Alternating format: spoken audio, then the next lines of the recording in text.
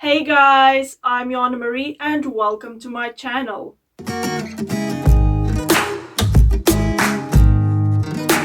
So I think it was about 2 months ago that I created this video about how to create your own DIY bullet journal.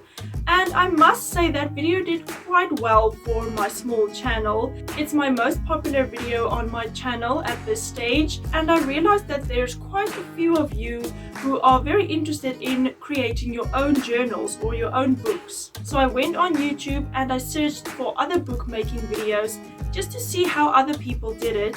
So I went down to the comment sections of these videos and I found out that a lot of people want to know how to reuse old book covers to create a new book. So I decided, why don't I show you guys? Why don't I give it a try and see if I can use old book covers to create a new book.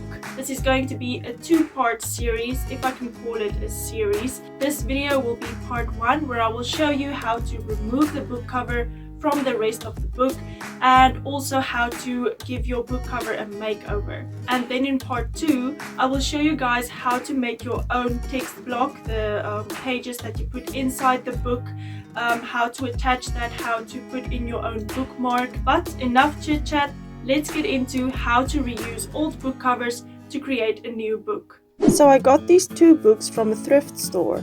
I think the brand of this red one is quite well known worldwide. It's a Reader's Digest book and it's a really nice thick size. I think I might be using this one for my next bullet journal. The other book I got is much thinner, but it's also a bit taller than the red one. The cover has a very interesting texture. It's almost canvas-like. The texture of the red book is a more common kind of material for books, although I don't know what you call it. It's almost like a faux leather or something like that. But I really like the look of it, and I also really like the golden winged horse on the cover.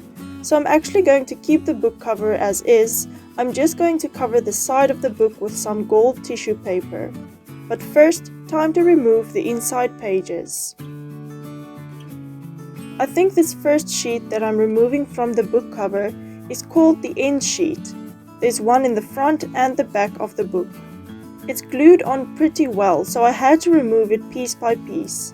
It did rip off a thin layer of the book cover cardboard, but when you do this, just make sure that it doesn't take off a thick piece that will make the book cover weaker. It's fine if it only takes off a thin piece of the cardboard.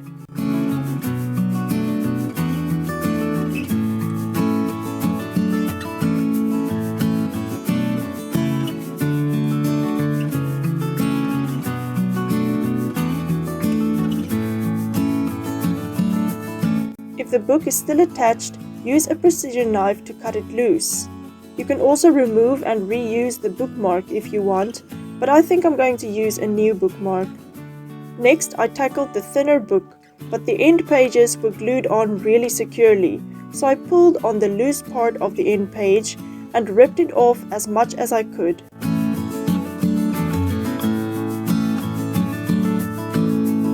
This book was produced a bit differently than the red book. After removing the end sheets, the pages were still attached to the book cover with a thicker piece of paper running through the back of the spine of the book. So I just used my precision knife again. I did the same for the back part of the book.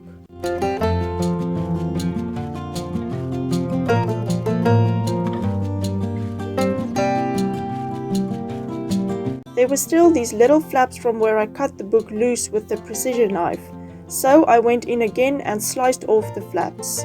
Be careful when doing this. The knife can easily slip, so keep your other hand a safe distance away while cutting.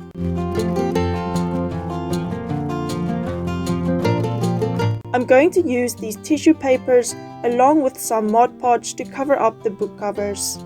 So for this red book, as I said, I'm only going to cover the side or the spine of the book cover.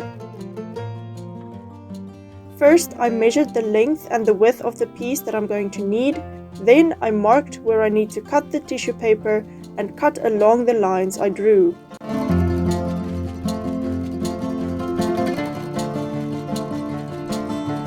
I really wanted to create a wrinkly effect with the tissue paper, so I crumbled it up to create wrinkles and very carefully pulled it apart again.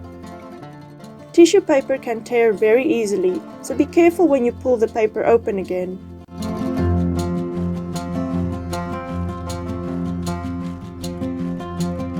Next, it's time to glue the tissue paper onto the cover.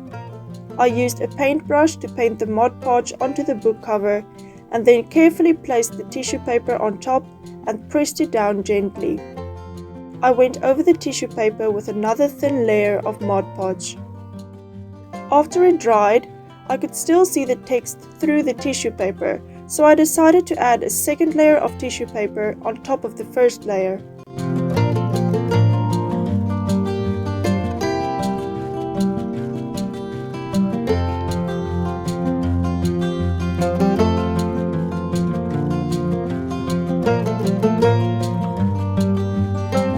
For the thinner book cover, I wanted to cover it completely with this beautiful blue tissue paper.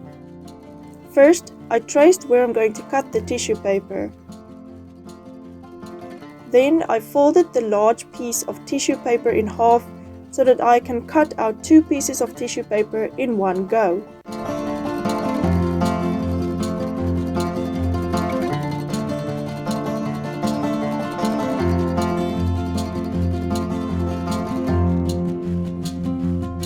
I crumbled up the tissue paper again and carefully pulled it apart.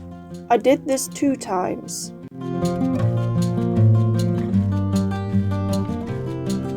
I put some Mod Podge on one end of the book cover and then carefully placed it on top of the tissue paper. For the second layer of tissue paper that you will see in a few minutes, I did it a bit differently, but you can decide which method you'd like to use for applying the tissue paper. Here I smoothed out the tissue paper as I went along, but I shouldn't have done that because it takes away some of the wrinkles. With the second layer of tissue paper that I put on later, I rather used a pressing motion, which gave the effect that I was going for.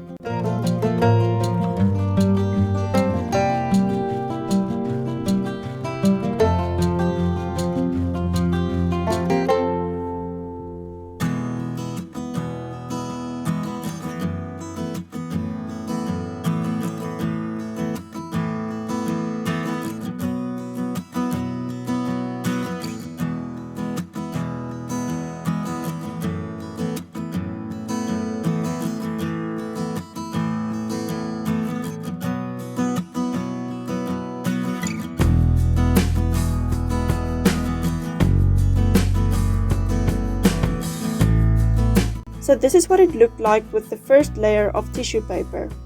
After the Mod Podge is dry, I moved on to the second layer of tissue paper. This time I placed the book cover onto the tissue paper first and then glued the edge of the tissue paper onto the inside edge of the cover. Then I turned the cover over and continued gluing the paper to the cover. This time I used the pressing motion rather than the smoothing out motion.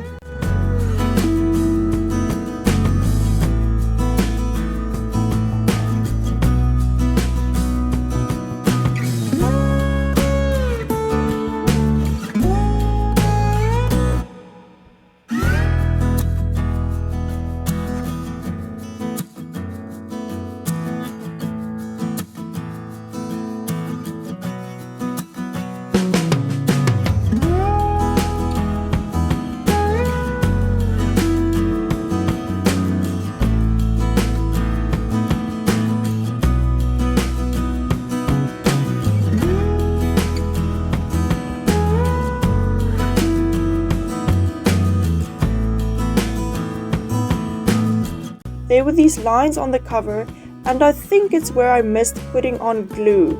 So I put Mod Podge all over the cover to hopefully solve the lines. It helped a bit, but the lines didn't completely disappear.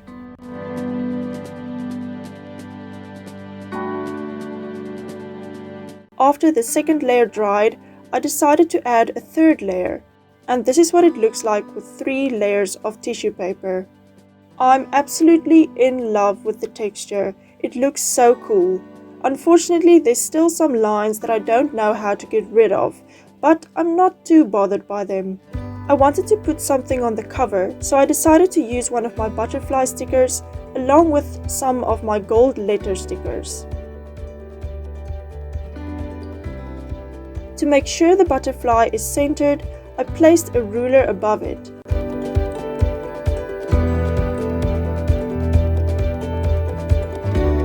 Next, I added the letters to spell out notes.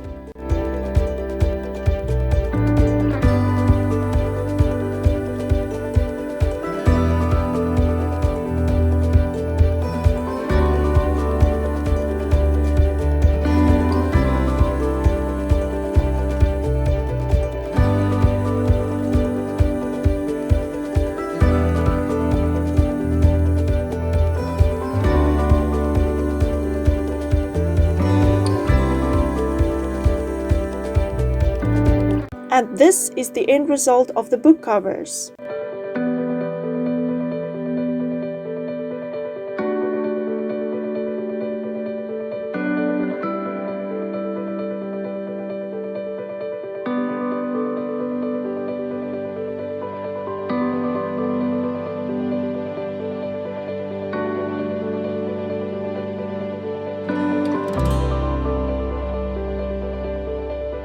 So that was part 1 of this 2-part series. I really hope you guys enjoyed this video. Please leave a like if you did, and also leave a comment down below. Tell me if you're going to try this out yourself, or if there's any other methods of giving a book cover a makeover that you want me to try out.